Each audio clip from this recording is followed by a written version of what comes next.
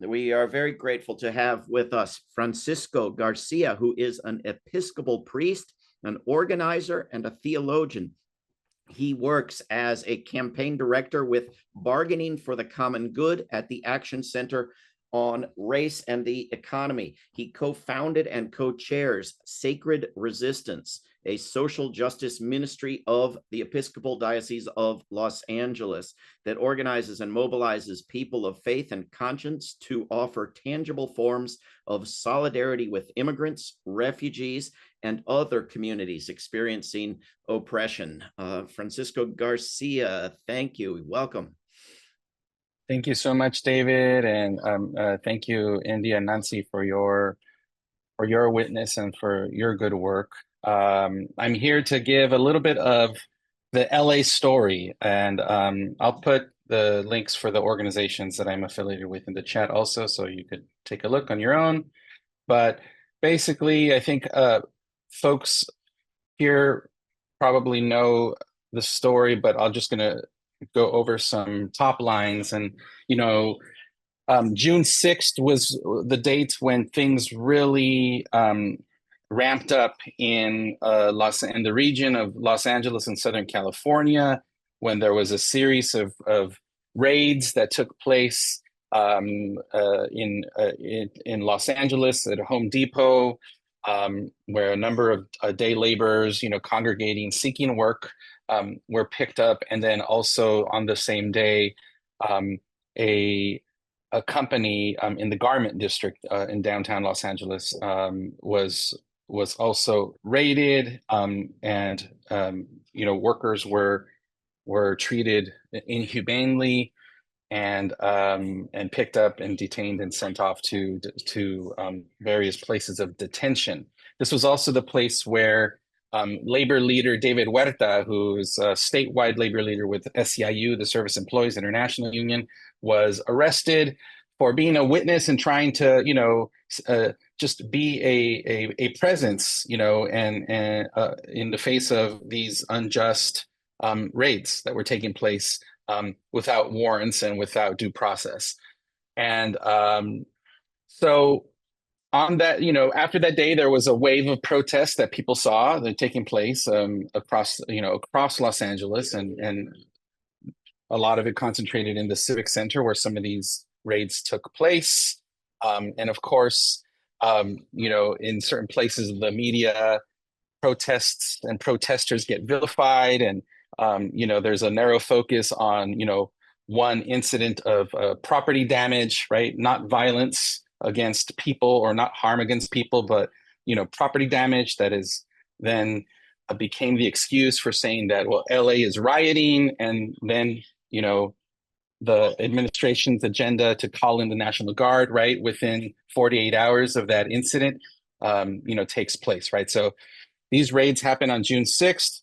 By June 8th, the National Guard was already here, right? By June 9th, Marines were sent to Los Angeles. So this had been part of the plan all along, right? And we can see now, based on what's happening in Washington, D.C., that this is the playbook, right? Part of this authoritarian agenda that is trying to trample upon everyone's rights, but beginning with those who are most vulnerable in our communities and those who have been vilified and targeted and criminalized, our immigrant neighbors, and I'll have to say that, I am the proud son of Mexican immigrants. I'm born and raised in Los Angeles, and my family has been in the region for decades.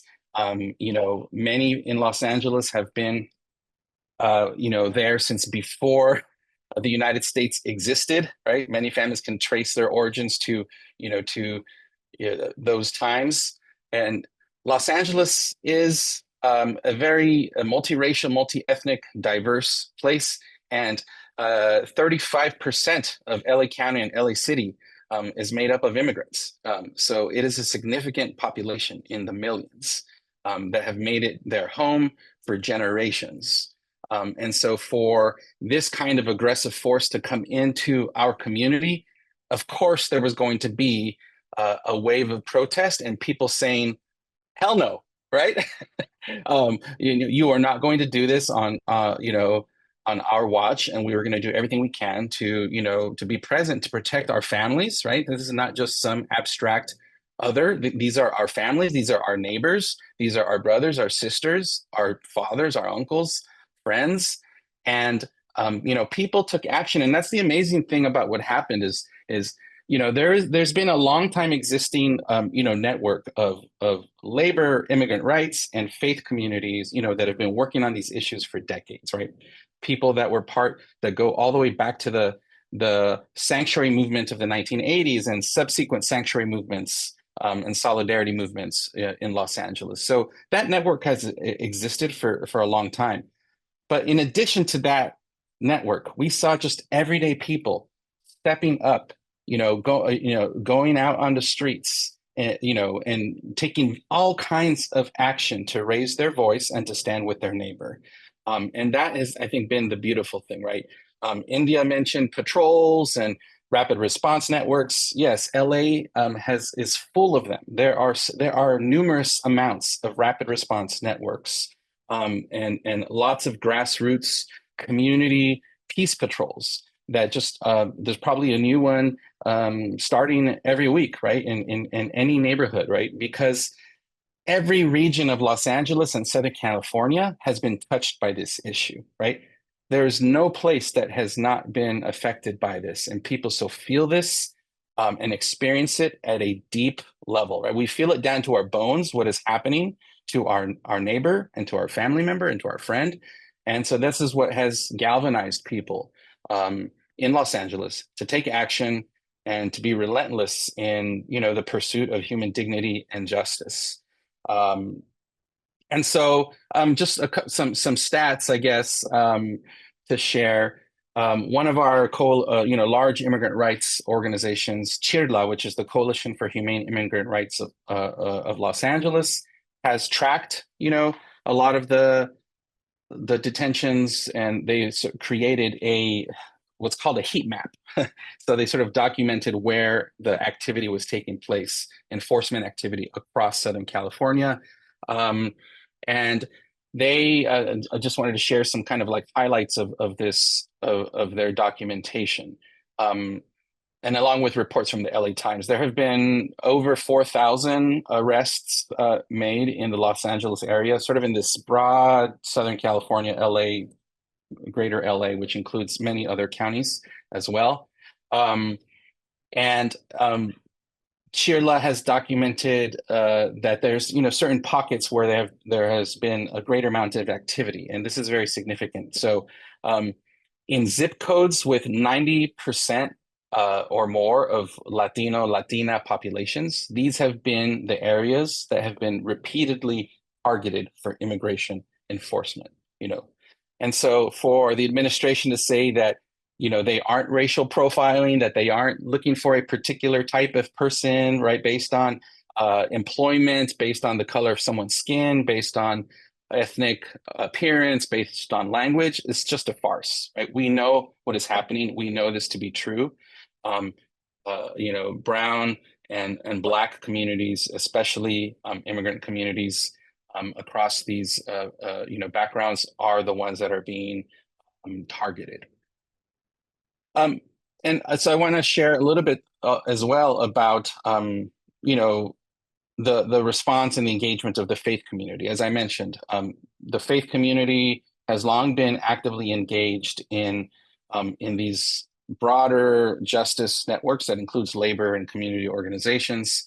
And that has really strengthened the ability of people to respond in meaningful ways and to show up, and to be a loving, compassionate, and prophetic presence on the streets, in very public ways, right? So that's one way that faith communities have engaged.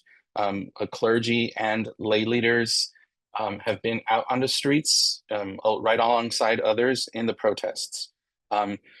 And people of faith have largely played a sort of like a role by bringing in the tradition of nonviolent resistance, to bear, and to make it very prominent, through various forms of direct action, and also just being a presence, a calm, steady presence for people on the streets to tap into people's sense of righteous anger and to help support and channel that anger, towards the good, right, towards justice.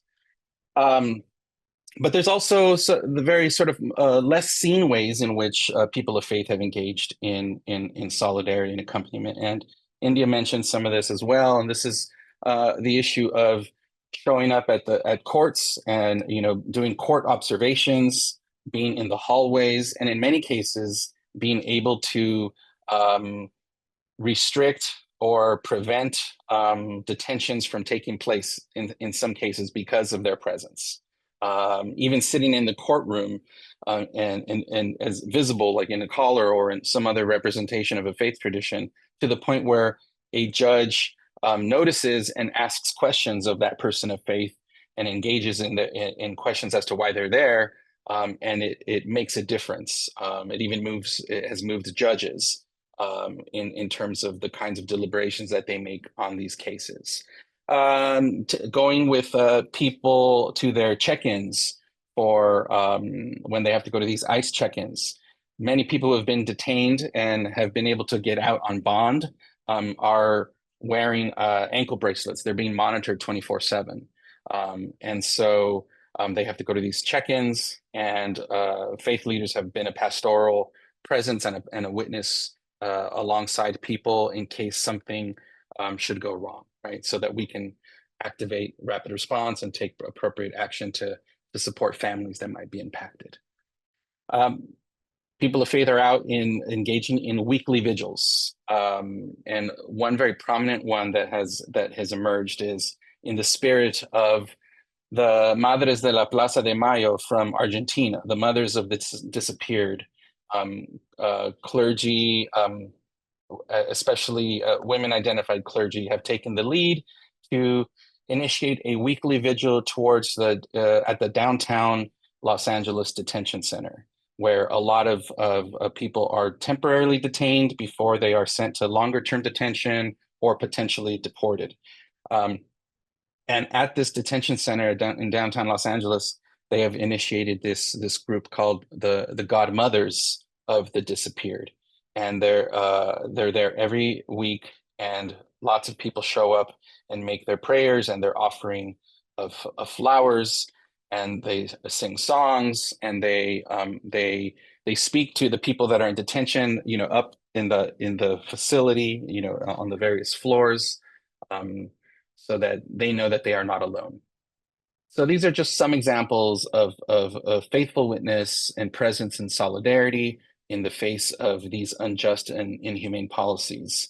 And I'll just add as I close that we should continue to do this kind of work that is sort of like rapid response, responding to the urgency that's happening on the ground. At the same time, we need to be strategic and begin to organize at a greater capacity across our various regions to really disrupt this unjust system and follow the money. In another part of my work as a campaign director and as an organizer, we are paying attention to basically this the economic engine that is driving this system, right? The detention system that Nancy has mentioned. The two primary companies, right, that are these private for-profit detention systems, Core Civic and Geo Group. Their quarterly earnings that just came out, up significantly from earlier in the year because of this detention system, right? They are raking in the millions of dollars, and they're celebrating it. If you can listen to their calls where they're talking to shareholders about how wonderful this is and how they're responding to the demand and how their business model is working. And so this cruel and inhumane system rooted in racial capitalism is benefiting, right, from the terrorizing of human lives. And so we got to do something to stop that and connect the dots and do that work. Thank you, David.